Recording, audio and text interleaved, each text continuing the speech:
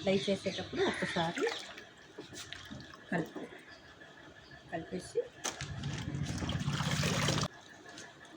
మళ్ళీ ఇది యాడ్ చేయాల్సిన అవసరం లేదండి. యాడ్ చేయకుండా కూడా చేసుకోవచ్చు, వస్తుంది. ఇక్కడ అంటుకుందో లేదో చూసుకో ఒకసారి. అంటుకుంటే ఓకే, అంటుకోలేదనుకో మళ్ళీ ఒకసారి ఇలా తీసి ఇలా డిప్ చేయాలి. కవర్ పెడుతున్నాం. ఓకే, ఇలా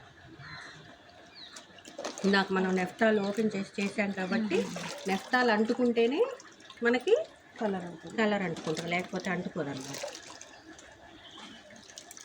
గట్టిగా పిండేసేయాలి.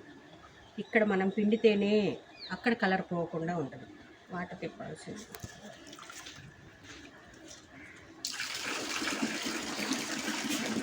ఇంకా పెట్టేది